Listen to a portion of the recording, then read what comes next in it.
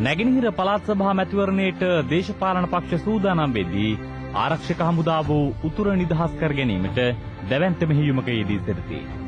පියවරෙන් පියවර ඔවුන් ඉදිරියට ඇදෙමින් කොටි අල්ලාගත් ප්‍රදේශ අත්පත් කර ගනිද්දී ආරක්ෂක හමුදා ප්‍රහාර මැද කොටි පසුබසමින් සිටිති. උතුර නිදහස් කර ගැනීමේ කාර්යය අකුරටම ක්‍රියාත්මක කරන බව මැයි දිනේදී ප්‍රකාශ කළ ජනාධිපතිතුමා ඒ සඳහා විශේෂ කාර්යබලකායේ කමිටුවක් පත් කර තිබේ.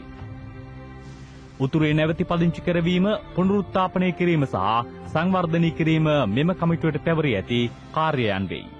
මෙම කමිටුවේ සභාපති ඩග්ලස් දේවානන්ද අමාත්‍යවරයා ප්‍රකාශ කරන්නේ උතුරේ පළාත් සභා මැතිවරණයට පූර්ව සූදානමක් ලෙස මෙම කමිටුව සිය කාර්යභාරය දැනටමත් ආරම්භ කර ඇති බවයි.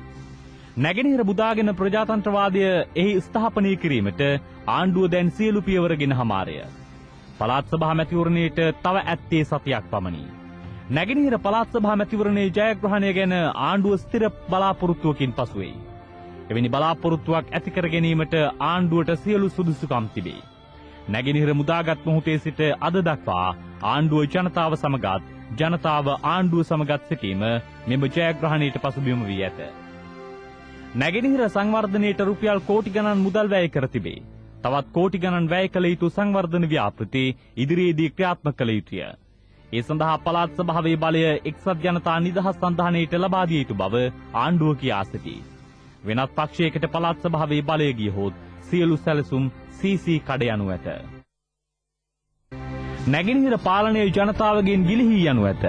ජනතාව අදගත කරන නිදහස් ජීවිතයට වැටකඩලු බැඳෙනු ඇත. රනිල් වික්‍රමසිංහ මහතා රවුෆ් හකීම් මහතා සමග එක් වී කුමන්ත්‍රණය කරන්නේ නැගෙනහිර ජනතාව අත්පත් කරගත් ජයග්‍රහණය උදුරාගෙන යලි නැගෙනහිරට ප්‍රභාකරන් ගෙන්වා ගැනීමටයි. ප්‍රභාකරන් සමග මිත්‍රකම් පවත්වන්නට වික්‍රමසිංහ මහතාට ඇත්තේ බලවත් ආශාවකි. නැගෙනහිර ප්‍රභාකරන්ට පවරා දීමේ කාර්යයේ නියැලීම සඳහා වික්‍රමසිංහ මහතා දැන් හෙලිකොප්ටර් ඉල්ලා සිටී. අපට දැනගන්නට ලැබී ඇති අන්දමට වික්‍රමසිංහ මහතා ඉල්ලා සිටින්නේ M17 හෙලිකොප්ටරය. M17 විශාල පිරිසකට යා හැකි හෙලිකොප්ටරයකි. එවැනි හෙලිකොප්ටරයක් වික්‍රමසිංහ මහතා ඉල්ලා සිටින්නේ නැගෙනහිර ඡන්ද රැස්වීම වලට කොළඹින් සෙනගගෙන යන්නට දැයි සමහරු විමසති. වික්‍රමසිංහ මහතා පමණක් නොව තවත් බොහෝ දෙනා හෙලිකොප්ටර් ඉල්ලා සිටිති. දෙන්නට හැකියාවක් තිබේ නම් එකට දෙකක් දුන්නත් ප්‍රශ්නයක් නැත. හෙලිකොප්ටර් වලින් ගොස් වික්‍රමසිංහ මහතා ඉටු කරන්නට යන්නේ ජනතා අපේක්ෂා නොව ප්‍රභාකරන්ගේ අපේක්ෂා බව ඔහුගේ හැසිරීම් රටාවෙන් ප්‍රත්‍යක්ෂ වී හමාරය.